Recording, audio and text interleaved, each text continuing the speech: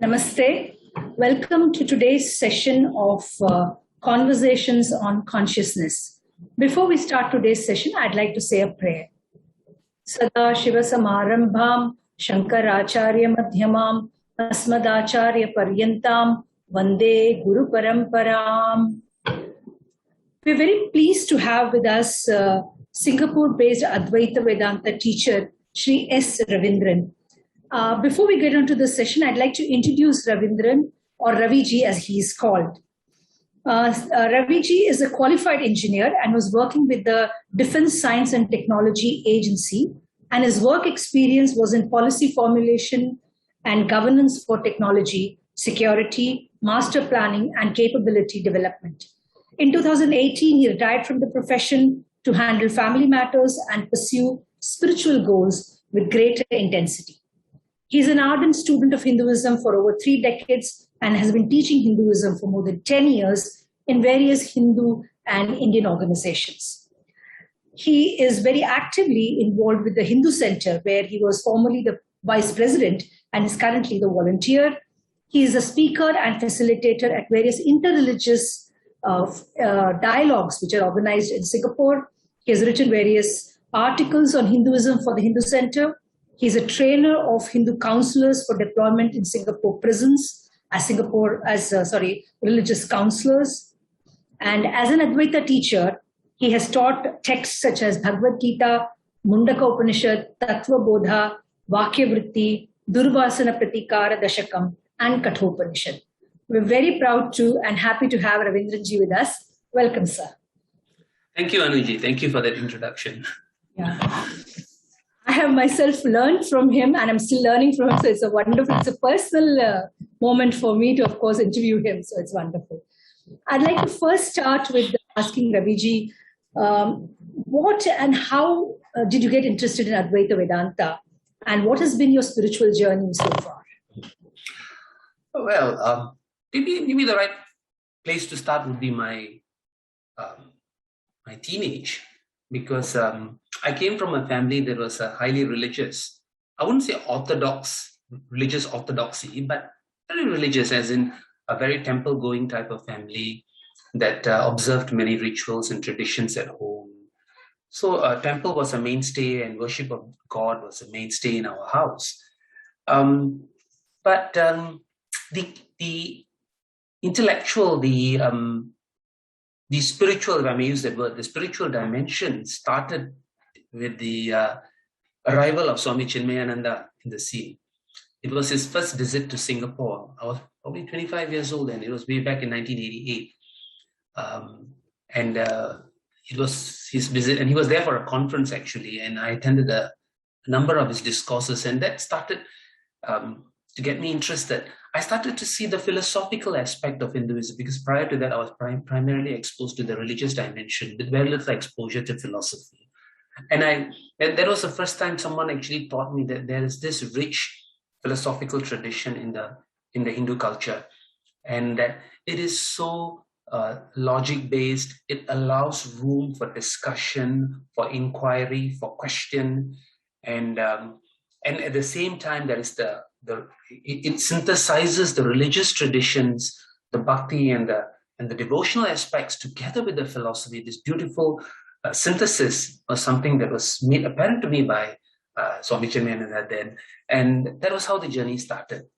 From then on, I've been studying on my own. I've had many other teachers, but the real serious spiritual, serious Vedanta study, if I may say that, it really started in about 15 years back, in 2005, at the Singapore Hindu Center. And then from then on, I had many teachers who specifically taught me Vedanta. Notably would be Kadresan ji, from very well known in Advaita Academy. Then there is Swami Paramatmananda, Swamini Pramananda from Purna Vidya, and also Swami Siddha Bodhananda from Purna Vidya as well. So there are quite a number of them, and I consider it my blessing to have had such wonderful teachers in my life. Now, I want to ask, how was the journey from learning Advaita Vedanta on your own and learning it from teachers? If you look at Shastras, the Shastras make it very clear that a guru is of paramount importance. And it even gives the criteria for the type of guru. A guru knows the Sampradaya, the Shrotriya Brahmanishta. So to get started on the journey, it's very important to have a guru who knows the methodology. And again, I will count it my blessing to have had such gurus who set me on the journey and taught me the nuances of how to interpret scriptural texts, how to interpret Vedanta texts. So that is key. And it's like a lock there, and when the teacher gives you the key, subsequently you can use the key to open similar locks, you see. And this was how it has been. So after the initial learning under a guru, a number of gurus, subsequently I was able to pursue many of these studies on my own. I was able to do that largely on my own. And that's how my teaching journey of Vedanta started. Because prior to that, I was just merely a student. I still am a student, but my teaching started much later. In fact, that's what we are very keen to know from you, because you've been teaching Hinduism and Advaita Vedanta for over 2 decades now. What are the challenges and advantages for modern seekers of Advaita Vedanta? Of course, the knowledge is universal, but still, do modern seekers have peculiar advantages and challenges? Let me talk about the advantages first. As a teacher of Hinduism, one of my greatest, or rather my insights, I won't call it insight, my observation was that Hinduism benefited greatly from the internet era. I grew up at a time in my 20s that there was no internet. It was somewhere in my late 20s that the internet started to appear on the scene and information was available at the fingertip. My personal view is that Hinduism is probably the tradition that benefited the most, because any text, any translation, any interpretation, with certain caveats, could easily be accessible. Because prior to that, if you're going to get books and texts, it's not easy, especially when you're not, when you're living in places like Singapore. In India, it's probably easier, but here in Singapore, it's very difficult to access these texts. But all of this walls came crumbling down once the internet was there, and everything was made available. So there was a huge advantage for learning, for teaching, for sharing. Challenges. So that's the advantage side of Hinduism. Challenges is that there is a need to adapt. There is a need to customize the teachings. There is a need to modify them to suit the globalized mind, the globalized Hindu, the younger generation, what we call millennials and so on. We need to make it more palatable, more interesting to them, see? And that is the challenge for Hinduism teachers, Vedanta teachers, if you ask me. Not an impossible task. We just need to invest more time and resources and effort in teaching and learning. And I always used to share with my students, one of the, at least from the Singapore context, if there is something we should change in the Hindu landscape, and that would be to have more teaching. We are good with rituals. We are good with temple going, devotees and festivals. We are good there. But we really got a long way to go with regard to teaching and sharing that knowledge, that rich knowledge tradition, jnana tradition that is present in the Hindu Vedas and Agamas. That part of it is sorely lacking, and that needs to be done. So that would be the challenge going forward for Hinduism and for Vedanta in general. When you say that some of the knowledge has to be made palatable to the millennials, in the context of Advaita Vedanta, what would that be? In the context of Advaita Vedanta, if you see there are parallel, shall I call them schools? Parallel ideas, parallel teachings you'll see being shared by many Western, even Eastern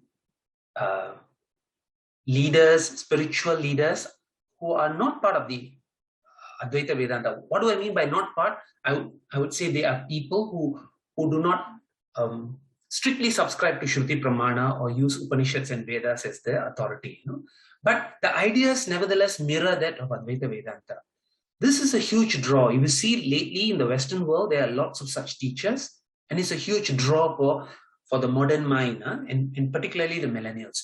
So in Advaita Vedanta, if you're going to have millennials coming in and starting to appreciate Hinduism and the rich tradition there, including Advaita Vedanta, you need to show them the value of the scriptures, the value of Shruti Pramana. This is something that is why I was saying you need to make it more palatable, Shruti Pramana, the way you present it, the way the content is presented, the subject matter is presented. You need to make it more, you need to customize it such that it's interesting, attractive for the younger generation. Yeah. I want to talk a little bit more about the Shruti Pramana and the importance that you highlighted. Because somehow modern people, they don't value that much because they feel their own intelligence or their own experiences are stronger than than what a very ancient text is trying to say. Is that a right way of looking at things? We have to show them why we subscribe to Shruti Pramana. I think that is key. Otherwise, you are just another belief system. It's just another belief system. So, and there is no reason for them to come along with you.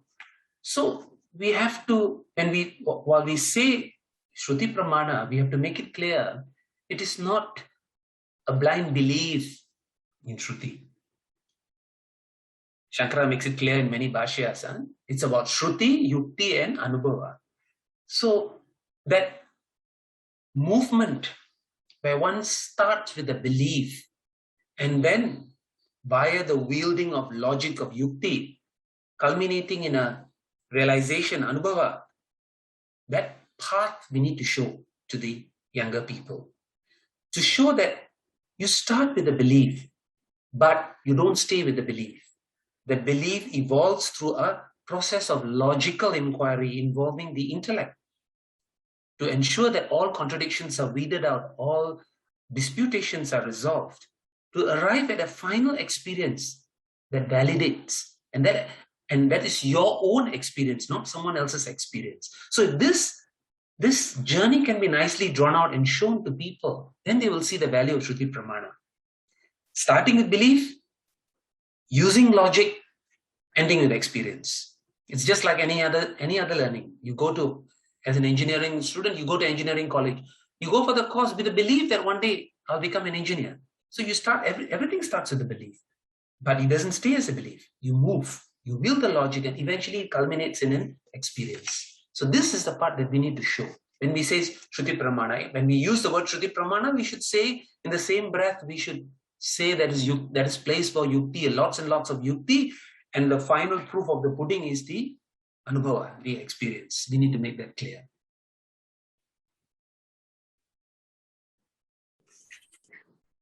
As an Advaita Vedanta teacher, what are the spiritual qualifications that you seek in a student?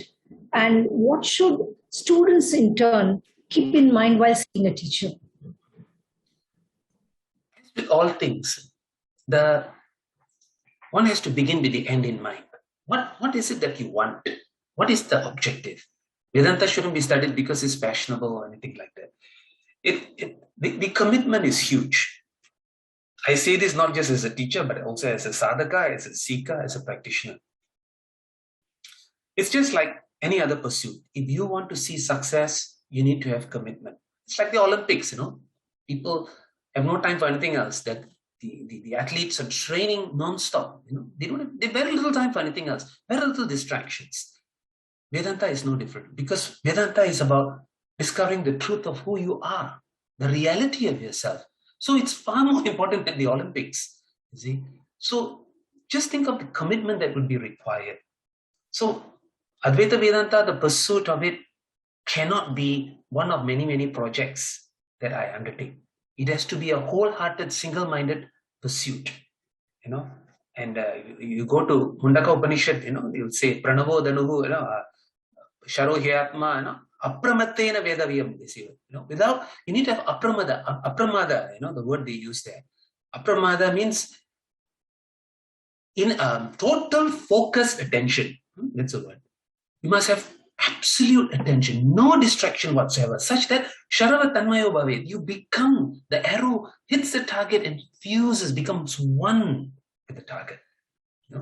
So that is the type of commitment that we are seeking, a commitment where I want to become one with that. I want to become one with that which Upanishads talk about. I want to discover that as the reality of who I am. So this type of commitment and intensity has to be there.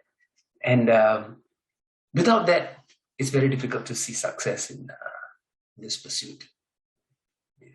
Is this You're muted, no? You're muted. Yeah.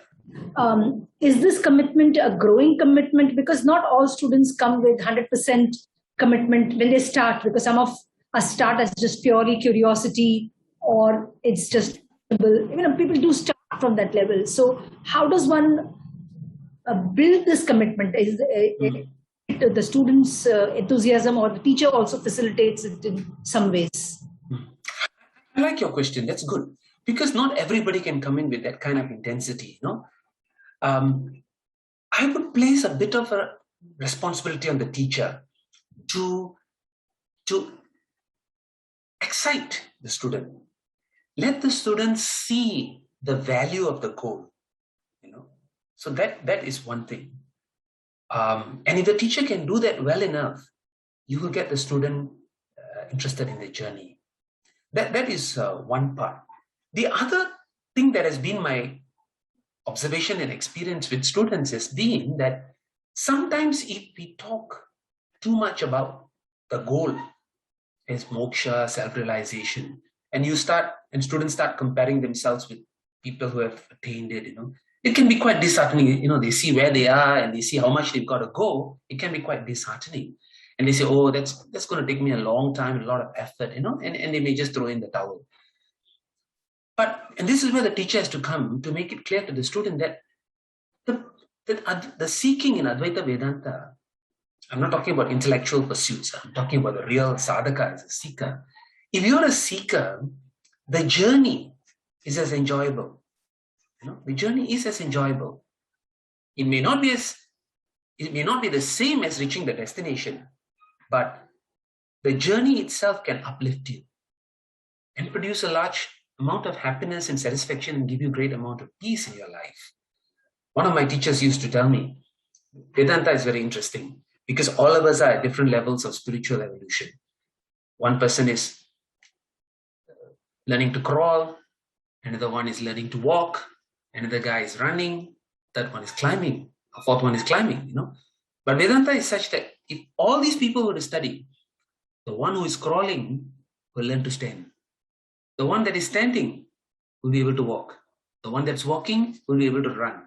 The one that's running will be able to climb. The one that's able to climb will go higher. And the one that's already high up will reach the summit. So Vedanta helps everybody at different levels of spiritual evolution. And that is the progress that the teachers should impress upon the students as a Vedanta teacher. And I take great pains to show that whatever your station may be in life, there is value to pursuing this because it enhances the quality of your life. It gives you peace, it gives you happiness, and makes you a better person and be much at peace with yourself. Notwithstanding the goal and the moksha that the Upanishads talk about, but that aside, it brings immediate benefit to your life wherever you may be.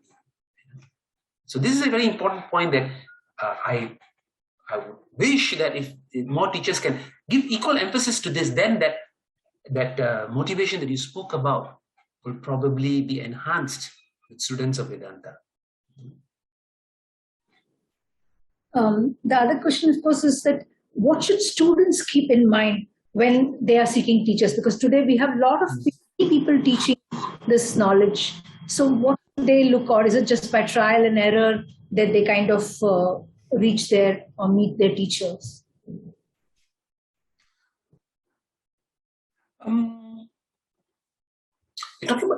I didn't quite get your question. You're saying is about the... if I'm an Advaita Vedanta seeker as a student, what should I be looking out when I look out for a teacher? I mean, should I look for some qualification in the teacher? Should I look out for, this is what the teacher should have before I go and approach them to study? You're talking about the qualifications in the teacher. As I mentioned, Shastras talk about Shrotriya Brahmanishta as somebody who's come from a sampradaya, a tradition, a teaching tradition. You should, such teachers is someone you should look out for. It means, what is his guru? You can make that kind of inquiries. And also look at his wielding of Shruti Pramana and his abilities. That should probably be the criteria you should use to look for a teacher. The Sampradaya is key, if you ask me. Short answer would be Sampradaya. What kind of teaching tradition they come from. Okay. So it is always safer if they come from a teaching tradition.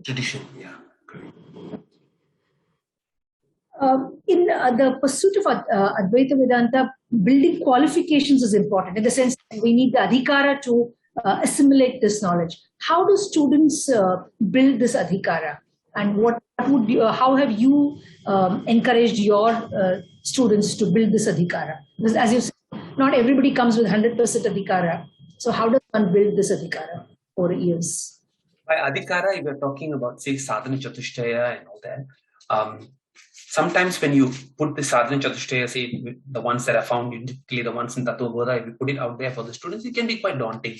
So what I would normally do is I would subscribe to a life of Karma Yoga. I would ask them to go through the study of Gita, look at Bhagavad Gita, look at how a life of Karma Yoga, embrace that, live a life of Karma Yoga. If you're a serious seeker, that would be a first step towards building the qualifications of sadhana chatushtaya. All of this has to be done in parallel, of course, So I would tell them to, while you cultivate sadhana chatushtaya, you find that it's very challenging on you. Live a life of Karma Yoga, embrace a life of Karma Yoga, and slowly build up those qualifications of sadhana chatushtaya. But I always highlight to students that mumukshutvam is key. The desire for the fourth qualification, the desire to realize, to discover the truth of who I am is key, because without that, however good other qualifications may be, you may get derailed. And conversely, mumukshutvam, if it is very, very strong, it's a great enabler, and it will enable the other qualifications to be cultivated pretty quickly. This has been my observation in my own experience. So mumukshutvam is key in when we talk about qualifications. Mumukshutvam is in the desire to discover the truth of who I am. That is key. And how much of mumukshutvam is like you're just born and fortunate to have the mumukshutvam, and how much of it is can be really cultivated? Yeah, good. That's a good point. Mumukshutvam, there's always the nurture versus nature. People, in our Hindu tradition, we find people are born with such great intensity. Sometimes it's like that. So when someone doesn't have the mumukshutvam, what do you do? That would be the natural question. Of course, if the person has it, then it's very easy. But if he doesn't have it, what do you do?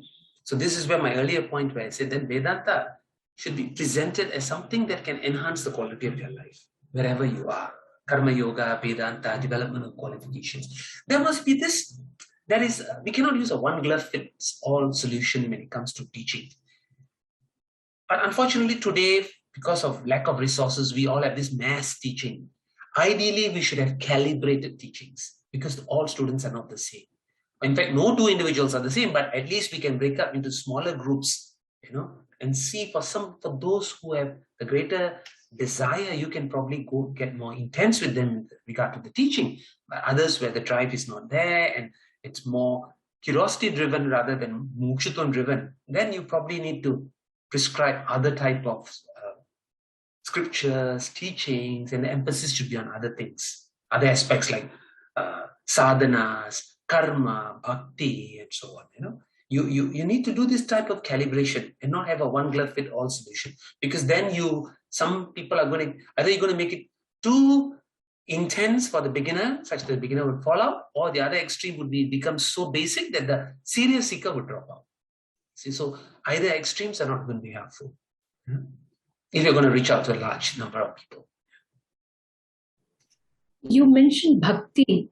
I want to, of course, ask how important is bhakti in Advaita Vedanta pursuit? Because a lot of people see it as an intellectual pursuit, and they kind of underplay perhaps the role of bhakti. How important is bhakti in Advaita Vedanta?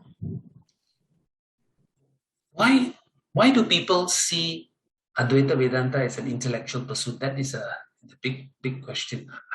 There are many reasons why people see that way, and I don't know how that came about. But what is the role of bhakti actually? We have had many discussions on this with many teachers, and there are a lot of views on this. Some people say bhakti is not necessary in Advaita because and even use Shankara as a basis, because Shankara talks. If you look at authentic Shankara texts, you talk about those that scholars treat as authentic Adi Shankara texts, which means the 10 principal Upanishad Bhashyas, Brahma Sutra Bhashya, Bhagavad Gita Bhashya, and Upadesha Sahasri. Other than this, everything else is not Shankara, even though it carries the name of Shankara. If you go by that formula, then you have some scholars have a case to say that Shankara never prescribed bhakti. Although he says in Kathopanishad that Vishnu Paramam Padam, and he will say Vishnu is Vasudeva. But never mind. I'll save that for another day. So, so that is one school that thinks that because of that there is no room for bhakti. But you must remember, when did bhakti start in India? Yeah, I was just reading today. The oldest available temple in India today is dated, according to scholars, is what I read today, is dated 5th century CE. Shankara is 8th century CE. So bhakti, and we all know bhakti movement in India started much later in the 12th and 13th century, many centuries after Shankara. So bhakti as organized religion came much later. So what is the role of bhakti? Then we should ask ourselves. And so to use Shankara as a basis wouldn't be quite right. We have to use the tools that are available at our disposal, not talk about something that wasn't available then, and therefore we shouldn't use it today. So we should look at what is available. So what is the value of bhakti today? We should ask ourselves. What is bhakti? So if we go back to Gita and principally Bhagavad Gita, talk about that. Advaita Vedanta is where you are moving from duality. Everybody starts with duality to non-duality. If you're already a non-duality, you don't need Advaita Vedanta. Advaita Vedanta is moving from duality to non-duality. So this movement is not a physical movement. It's a movement that takes place at the level of my cognition, my understanding. Okay? My perception, my drishti, it takes place at that level. And for that, there is a need for a mind that is capable of assimilating this truth when it's revealed by Shruti.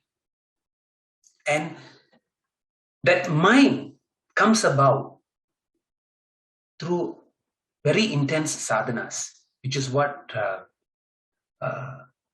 scriptures talk about. So there is a need for those, for the preparation of the mind. And that preparation of the mind is where, and this is where bhakti comes in, for that preparation of the mind, to be able to be prepared to receive that knowledge that comes in. And Shankara again talks about this in Mundaka Bhashya. He will talk about it. He'll say that while everybody's mind is capable of seeing the reality of himself, our minds are all covered with this. He uses the analogy of a mirror covered with dust. So this dust that covers this mirror, which is our mind, needs to be removed. And for that is where bhakti comes in. And what is bhakti? Bhakti is essentially about connecting to a form, worshipping a form, and in the process, purifying the mind and making it less distracted.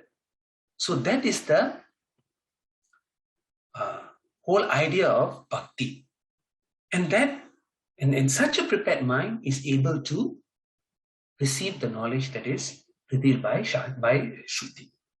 So that is essentially the role of bhakti. It's essentially a tool to help us assimilate the jnana that is going to be revealed by the Upanishads.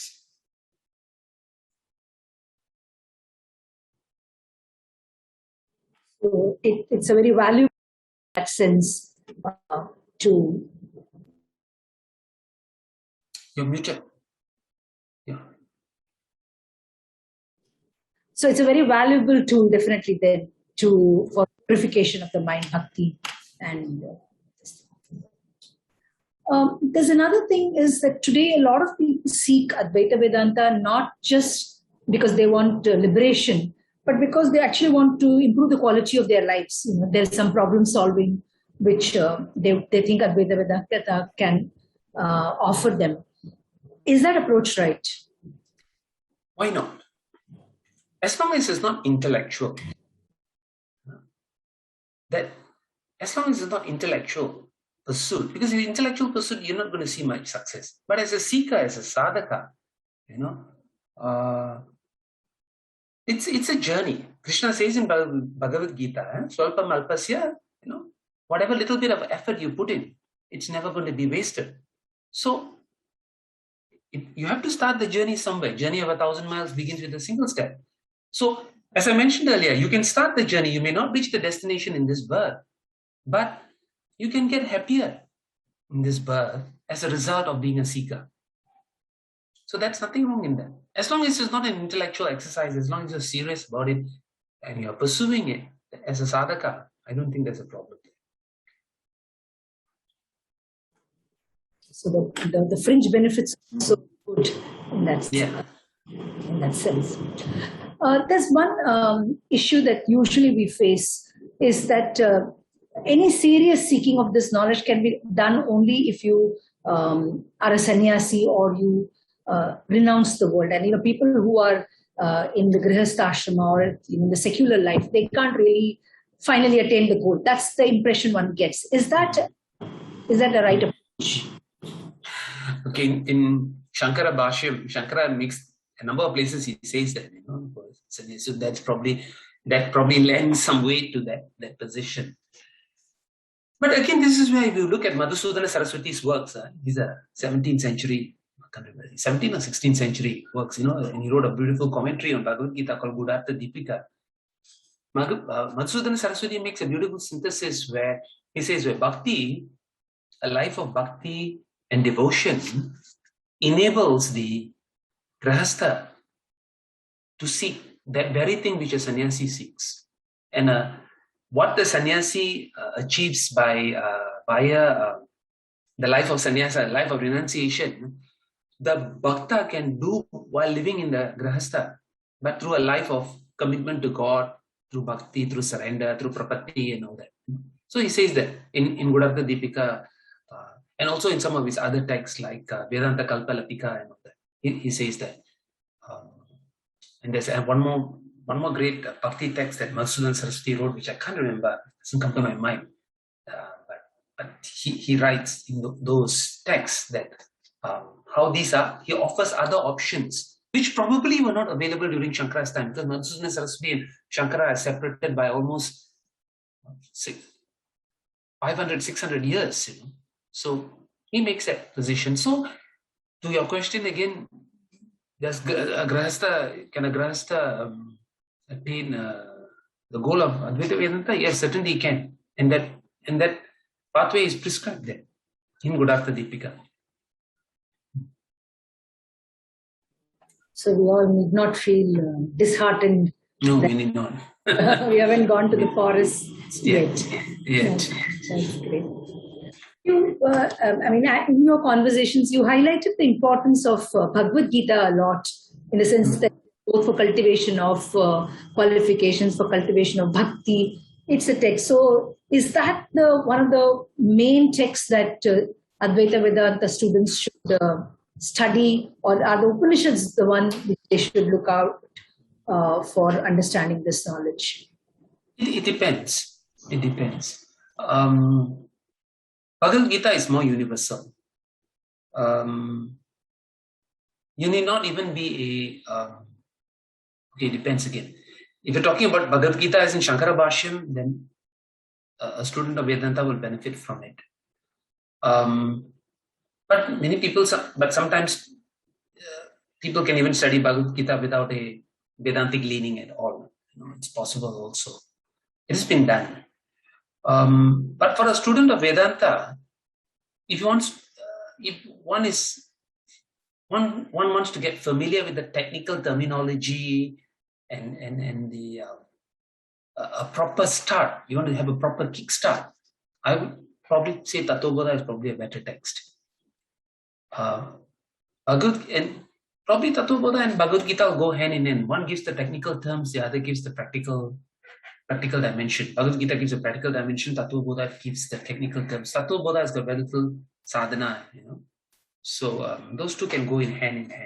Then from then on, once you've covered these two, you probably can go on to any other Upanishad. I don't think it's a problem. But again, as I said, when learning of Upanishads, the first Upanishads, you've got to learn it from a teacher who has come from the tradition. You can't pick up an Upanishad on your own, or even with Bhashya, it's very difficult to learn it on your own. You will have challenges, generally. At the start, you said that in your own spiritual journey, you understood that there was a key to understanding this knowledge. And once you understood that key, then, you could, on your own study, you could understand yourself. What is this key? Can you share this with us? If it can be, or if there's something like that. It's really about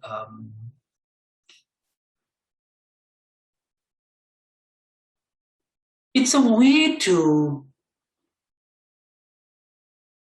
understand what the Bhashyas are talking about. And that key, even though you may have the key, the teacher may have given you the key, you may not realize that you have the key until you have studied a few Bhashyas yourself. So this was I speak from my own experience. So after I had learned from my teacher a couple of Upanishads, and then I started to pursue on my own, then I started to see that ability to unlock that came out of me. Whether was it available from day one, I do not know. Yeah. But if you ask me to verbalize it, I would say it's about seeing Shankara's arguments in the Purva-paksha, in the Mimamsa and Purva-paksha, where he analyzes and how he handles the opposing schools. Because most of the time, sometimes we may feel that the opposing school arguments are not important, and therefore I don't want to spend time on it. Some students may feel that way. Because this is for another age and time. But sometimes in the Purva-paksha, when you go through that argument that Shankara puts forth in demolishing a opposing school, you will start to see the tenets, Shankara's own strong points coming out. And that helps to internalize your own knowledge and strengthen the knowledge that you have. So that is one aspect of the key I was talking about, where you are able to study the Purva-paksha, understand the opposing schools, and see the argument that Shankara is putting forth. So that is very important. Yeah. Talking about Purva-paksha, today, though, in those days, those opposing schools were very prevalent. But today, the opposing schools are different, actually. So is it that we should not, Advaita Vedanta's Purva-pakshi remains the same? Do we have to look at, because today the Purva-pakshis are different, you see. Advaita Vedanta making a case for those people, or is this knowledge completely different, and what those Purva-pakshis are, it has nothing to do with them? If somebody today were to come up with a opposing school to counteract Advaita Vedanta, then by right, the Vedanta teachers of today should oppose it. Anyway, it happened. After Shankara was gone, then came Ramanuja and Madhva and Vishishtadvaita schools, and many schools were attacking Advaita Vedanta. That was where other teachers like Madhusudana Saraswati and a whole lot of them came out there to defend it. So this goes on. This doesn't stop. The question I have to ask is, today, is there someone that is able to oppose Advaita Vedanta? And I have not seen anyone on the scene just yet. Or somebody loud enough or strong enough, But if there is one, then there's actually we have a new Purapaksha on the scene, and we need to handle that. But otherwise, but I would say that, but the learning part of it, just because today those schools no longer exist, doesn't mean that we don't need to learn them. There is some value in learning that, because it helps to see your own position stronger and better and clearer. Yeah. Sorry. So the Purva-Pakshi is not, what of course I had in mind are the non-Hindu opponents, but of course we are not very sure whether they are opposing Advaita Vedanta, like Christians or Muslims or non-Hindu Purva-Pakshis. Is there any case for that to oppose them or today? Yes. You see, when we say oppose, the Indian philosophical system was something that's very logic driven. So when you oppose something, you have to put up a case. It cannot be based on faith or some wild ideas, So even when Advaita Vedanta was opposed, there was a proper case put forth to oppose it, Dvaita did that, Vishishtadvaita all did that, Ramanuja's Sri Bhashyam, how he attacked the Bhashyas of Advaita Vedanta, it was all very systematic and very logic-based, following certain rules. There are very detailed rules on this. So somebody has to put forth that. Not because I am going to stand up one morning and say, "Oh, I don't agree with you," but I have no basis to say that. That is not a Purva-Paksha. So Purva-Paksha also has to have meet certain criteria in order to be called a Purva-Paksha in the first place. Great. Is there anything else that you would like to share in terms of Advaita Vedanta, what you think is required? Please feel free to talk. The text that students should study, or is there a method in which they must approach this, their pursuit? I, on a personal level, again, this is my personal view. I feel that sometimes the God dimension seems to have been diminished in Advaita Vedanta for whatever reasons, or for a variety of reasons. Advaita Vedanta is not a subject like engineering or economics or philosophy. This is about discovering the truth of who you are. And who you are is what is Brahman, divinity. That's who you are. And to pursue that without the divinity or with the divinity diminished seems very paradoxical. See, so this has been my observation lately for whatever reason, and I think that is something that I would ask students to take note of, because this is a journey about going within. Kathopanishad says, "Avrata chakshuhu, pratyegatmanam akshat, avrata chakshuhu." Kaschidira, the guy who sees within, turns his eyes within. That is the person who sees the Atma. So it's about an internal journey, a journey within yourself. And it's not an intellectual exercise. It's not an intellectual journey. It's a journey to be to the core of who you are. And that is divinity. That is Brahman. And that is why my emphasis on bhakti comes, because it's really about, as long as you're in the dualistic realm, bhakti has its place and bhakti is going to help you. And this is the part I would tell students. That's why I always tell the Advaita students, you have to supplement your learning with your devotion, with your bhakti, with your devotion to God and forms. This has always been my message to my students always. So that is one part I think it's important. The other one I want to make is that, the other point I wish to make is this very interesting observation about teaching Vedanta. Teaching Vedanta without meditation. Teaching Vedanta without just focusing on the teaching alone. Look at all your Upanishads. What comes before Upanishads? Aranyakas, right? Some Upanishads already involve the meditation component. Taittiriya Upanishad, Chandogya Upanishad. Chandogya Upanishad's teachings proper only start in the 6th chapter. Taittiriya Upanishad starts only in Brahmandavali. Right? Bhriguvali and Shikshavali entirely is about Upasanas. So, why when an Upanishad is like that, the teaching only starts later part, and the first part is all about Upanishad. It's about meditation. Why did the rishis do it that way? That means what the message is, meditations are important. And Shankara makes this point in his Upodgata, in his introduction to Chandogya Upanishad Bhashya. He makes it very, very clear there. He says that people are involved in karma. To move them from karma to jnana is not straightforward. You need to wean them away. And this weaning away is done via the upasanas. And he says that is the reason why Aranyakas come before Upanishads, and sometimes Upanishad and Aranyaka come almost together. Brahad Aranyaka Upanishad is a Aranyaka and Upanishad. Right? And what are Aranyakas? Aranyakas are upasanas. Meditations about the ritual. That time there were very little bhakti forms. There were only rituals, and therefore the physical rituals were translated into meditative forms of the rituals in the Aranyakas. And those were called upasana. So then that time an upasana means a meditation of a ritual. That means I meditate as though I'm doing a ritual instead of in lieu of doing it physically. You see? So Shankara makes this case that upasanas are key for a student before going into Upanishad. You don't do the upasana after you've studied the Upanishad. No, you do the upasana first before you go into the Upanishad. This was how the Vedic society was. So today, while in form, I may not be able to do the upasanas of the Aranyakas because they don't exist. Today, we don't do Vedic rituals. I can't do it in form, but there's nothing to do it. I can't do it in the way it is done in form, but I can always do it in spirit. And that is where bhakti comes in.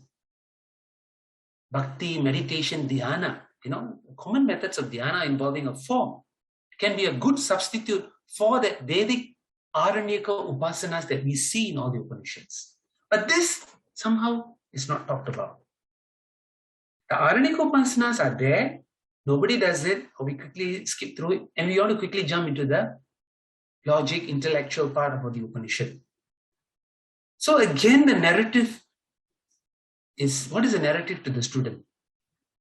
You can go straight to the intellectual Upanishads, right? You can go to the intellectual part and start doing the Tarka and the Purva-paksha. That's a narrative, that's a message you're telling the student. But this is not the message of the Upanishads. The message of the Upanishads is what? Samhita, Brahmana, Aranyaka, Upanishad. Aranyaka is what? Aranyaka is upasana. Upasana on what? Upasana on rituals. So today I don't have a ritual, so I do upasana on something else. I do on God forms, on divine forms. Why? And why do I need to do upasana? Because upasana is about preparation of the mind.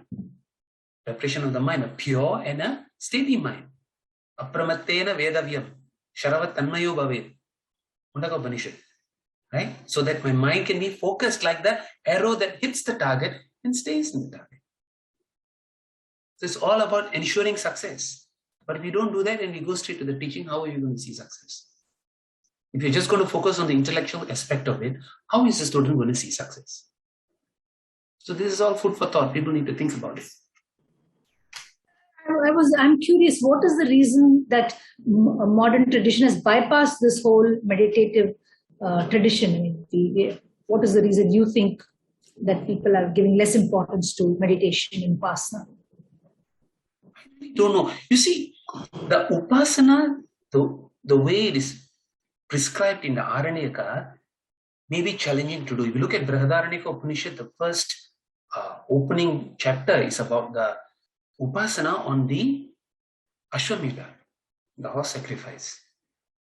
You've now even seen a horse sacrifice in your life. How am I going to do a Upasana on that? It's not possible. So we can't do those Upasanas today. It's all lost.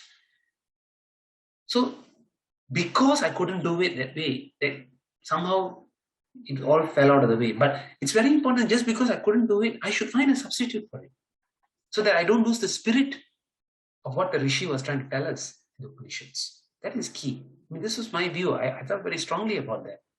Why it fell away? Was it because the Vedic rituals are no longer in vogue now? Today, the rituals we do are not Vedic rituals. The ones we see in temples, even the fire rituals, are not strictly Vedic rituals. They are a combination of agamas and other aspects. So we don't really have in temples, we don't have a strict Vedic rituals being done. So upasanas were not done, and somehow historically along the way it got lost. So, yeah. I really do not know why. But But if we go back to the idea of the necessity for a pure and steady mind to see success in Vedanta, then the need for dhyana in whatever form becomes inevitable, and then that should be prescribed and encouraged amongst the students.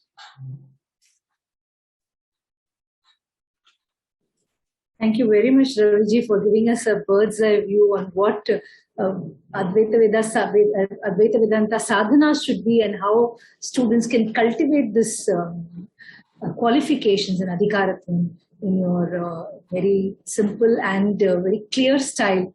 You have shared this knowledge with us. It's wonderful having you with us, and hope we will have more occasions to speak to you on various other texts that you have been teaching people. And namaste. Thank you for having me. Thank you. Namaste. Thank you, viewers, for tuning into this session. Please watch out for Advaita Academy on our various social media handles, and see you in yet another episode. Namaste.